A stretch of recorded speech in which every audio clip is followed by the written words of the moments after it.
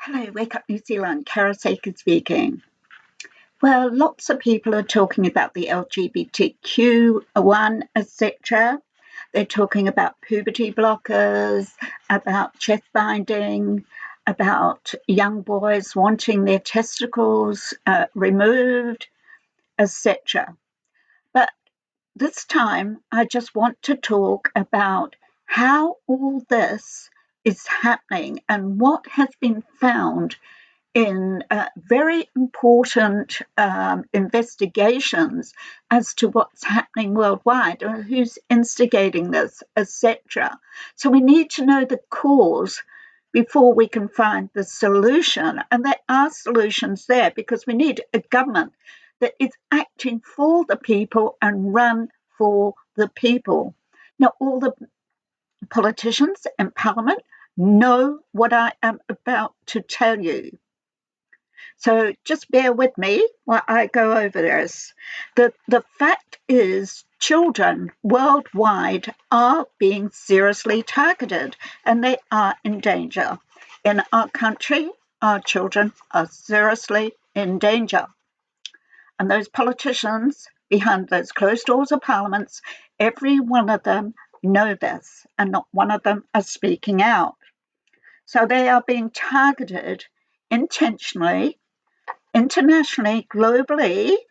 It's been introduced and acted out locally in every nation in the world, every UN nation state, by governments and organisations and NGOs. So, comprehensive sexuality education, a review of this was done by Safe Schools in UK, and they talk about and reference a review of UNESCO, that is UN and WHO, World Health Authority standards, April 2023. It's about Safe Schools Alliance of the UK. They're the ones who did their research into the methodology and the global reach of sexuality, the grooming of children in schools through gender ideology, paedophilic policy, and sexualized concept of a child as a global review. So they talk about two standards of document, one for UNESCO and the other one WHO. So UNESCO is a concept of sexuality, the same as WHO, they're on the same page. However, one is introduced globally right across the world with standards and guidelines, and WHO is regionally, so by region.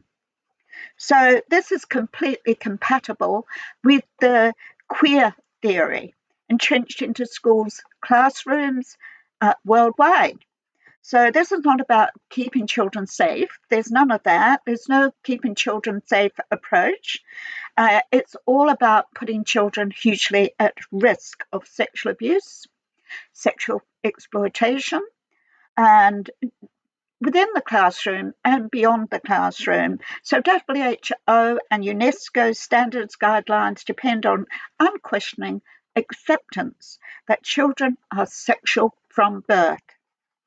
So they recognise children as a person under the age of 18 years of old, and they cater in education, sexual education from 0 to 15, plus 5 to 18, plus respectively. During these age specifications, the children are considered to have a right to sexual pleasure and the same sexual knowledge as adults.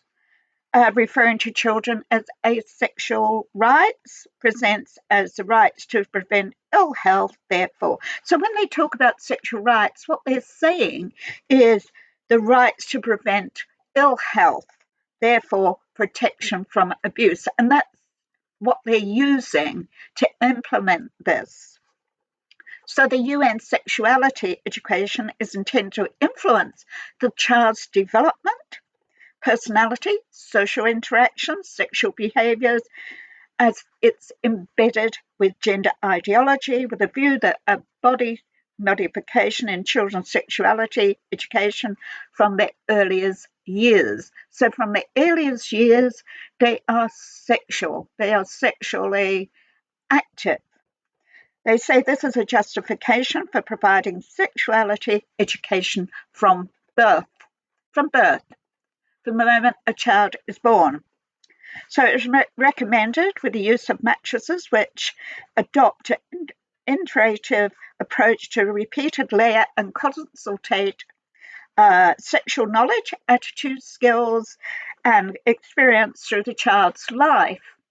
So this is what sexuality education is about: repeated layers of knowledge, attitude, skills, sexual behavior that's supposed to be contributed to how a child's life is going to be through to adult. So this is internationally the grooming, sexual grooming of children worldwide, to desensitize children to sexual content and behaviors. So the exposure to sexual knowledge and experiences in the form of sexuality education in primary and secondary schools, so right throughout school life in classrooms worldwide. So parental rights to protect children from harm have been diminished. State puppets of UN agencies are demanding control of our children through indoctrination, manipulation, coercion, and massive lies. So replacing education with ideology, gender ideology. So WHO have reframed all human social interactions in childhood, including parent-child relationships and platonic friendships. Ordinary non-sexual behaviours are now subsumed under the mantle of sexual education, sexuality. So they're using a completely flexible approach to sexuality teaching ahead of safeguarding our children. So that there's no safeguarding our children at all. So there's no prescribed limit upon sexual knowledge or experience at any age. This is SILCH. So SILCH consideration of children being protected from sexual abuse and sexual exploitation. And the age consent is being seriously undermined. UN call this a holistic approach to education embedded in every lesson. Sexuality is embedded in every lesson. So if you took your child out of one lesson, it's in another lesson. So the UN approach is branded as comprehensive sexuality education, so which means refusing to engage in sexual activity may be possible for an unspecified but limited time in a child's life. Determined by the child because of their sexuality education. So it becomes determined by the child and zilch by the adult, loss of parental rights. So there's a contradiction. The underlying principles and philosophies remain the same as those of holistic sexual education, which sexualize children and their activities from birth. So it's sexualizing children from birth. And this is their concept. And UNESCO, UN, uncritical centralizing of gender identity in children's education was found to be the continuation of experiments on children. Sexual abuse. So this gender ideology came from, the father of gender ideology comes from John William Money, who was born in Morrinsville, who then went to the US, and he was a psychologist, sexologist, and he created the concept of gender through experimentation. And through that experimentation, this included the Riemer twins, where an operation had gone sadly wrong, through sterilization, where two children were having problems urinating. And John William Gender used those children, cruelly so, in experiments. And they were quite young, when they both suicided because of what had happened to them, had an awful, cruelly influence on their lives. Very depressed, very bullied, and they actually dreaded going to see John Money. Their story is widely across the net, and you can see that. So John Money is known as the founder of the trans movement. So philosophies are underpinning WHO, UNESCO standards and guidance worldwide. Childhood sexuality is found to be the legacy of abusive, unethical, unreliable research of Alfred Kinsey, and much of this can be researched on the net. You can find out about Kinsey. So we're talking about a global framework of teaching sexuality in classrooms worldwide, creating a huge risk of harm to children. And children exploited. What happens when it comes to sexual grooming, exploiting, sexual abuse to children? They tend to grow up either introvert or extrovert. Introvert, huge problems around depression, post-traumatic stress, heaps of stuff, suicide, etc. Very difficult to grab hold of learning.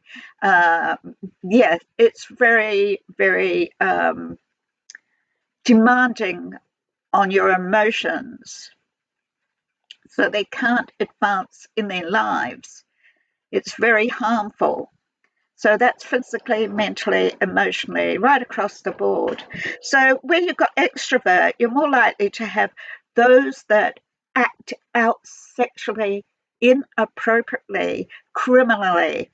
So children can go either way when they are sexually groomed, depending whether they become introvert or extrovert. It's very dangerous.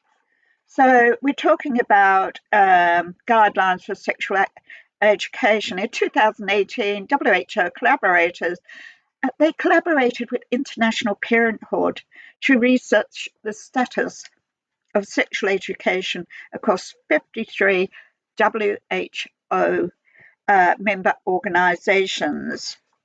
So we're talking about UN Agenda 2030, SDG4 is about this sexuality education.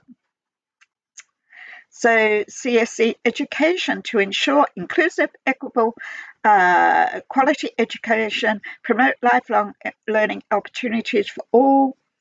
And this is in parliaments worldwide. It's in our parliament. They all know this.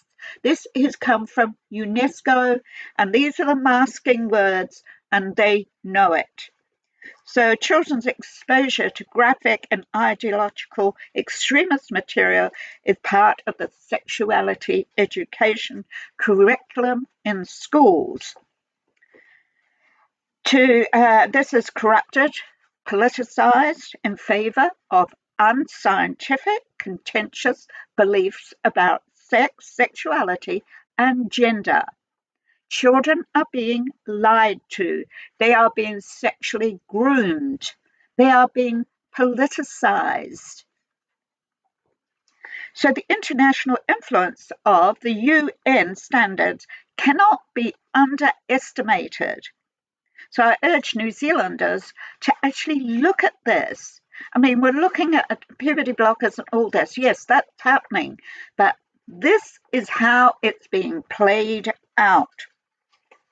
So our governments are those in Parliament right now are the puppets of the global puppeteers that are instigating this sexuality education, and it's called Agenda 2030 Education, SDG4. And right now, over the last few days, New Zealand Parliament have actually signed a declaration to accelerate this. So here we go. So we must put child protection first and foremost, remove all ideology of sexuality out of schools, remove pseudoscience, remove the lies, remove the corruption, remove the sexual exploitation, ban political indoctrination and sexual exploitation. So no more drag queens in libraries, because that belongs in adult entertainment. Child casualty grooming has huge risks to mental health, physical health, overall health, as to depression, anxiety, suicide, post-traumatic stress, suicide thoughts. The boys wanted to cut off their testicles, get their testicles cut off, and girls wanted to have their chests bound. So this is how children are being exploited, the deliberately targeting of children, and there's no room for doubt about that. So the evidence is there. This is not a conspiracy theory. This is a global conspiracy that's been introduced globally and acted out locally in every UN nation state. So SDG4 Agenda 2030. The Ardern, she was a guest speaker at a Bill and Melinda Gates gathering for global shapers, and she boasted that she was the first in the world to introduce the non-binding UN Agenda 2030 into domestic policy, making it binding. And she said she would hope or urged that every other leader of every UN nation state would take her lead. So we need to end gender theory, critical race theory, all race-based legislations, decision-making, and policies. We have to remove all this from schools, replace all this with education. Children are being robbed of their education. This is about destroying families. Children are being taught to be global citizens, not patriotic and loyal and proud New Zealand citizens. They should be taught how these soldiers went off to war courageously to defend our freedoms, our liberties. This needs to be taught as part of history in schools. They were courageous soldiers, old soldiers that will never fade away. Even if they do away with Anzac Day, we will make sure that they will never fade away. So we're talking about a transformative shift, ignoring the brave, courageous soldiers, ignoring traditions, getting rid of traditions. Hence, you hear the white supremacy and the right-wing stuff going on everywhere. But the white supremacy, the white privilege is all about traditions, the westernized traditions, family units, family. So no matter what culture you are, what ethnic group, they are after your family traditions. Unless, of course, you remarry. And that is not meant as an offence because they are using marry. They are abusing those that have got married blood for a global purpose. A global purpose to target your children. We are all being used and abused. That's why I say we should have a one nation of people, stand strong together. Patriotic traditionalism. We are a multicultural country. So the World Economic Forum, they are mapping the strategic SDG4 Global Education 2030. And UN parliamentarians, they all are in the plan, the global plan. All parliamentarians know about this global plan. So in reality, let's look at this. The traffic light system that we had for COVID-19. Now, this is the finish of it. This is the last I'm going to tell you on this particular part. So on page 25, World Health Organization Global Status Report, country curricula are rated according to levels, thus adopting a traffic light system according to whether a curriculum is identified as gender responsive. Grey indicates no comprehensive sexuality education. Red indicates related curricula with some themes unspecified. Amber indicates gender responsive curricula in secondary schools, and green indicates gender responsive in secondary and primary schools. So gender is defined distinctively from biological sex. Much of the developing world is rated green or amber. There is an intense focus on gender identity and LGBTQ1 lives distinct from biological sex, all underpinned by human rights legislations. This is the tyranny of human rights that is happening worldwide. These revolutionary movements, like the LGBTQ, the co-governance movements, this is all part of it. So we should, definitely New Zealand, our children are being seriously targeted and are in danger. Their health is in danger, their well-being is in danger, they are physically in danger. So this should be a red flag for you all, whether you're a parent, a grandparent, a cousin, an auntie, an uncle, a friend. Who are going to stand up for our children if we don't? Wake up, New Zealand.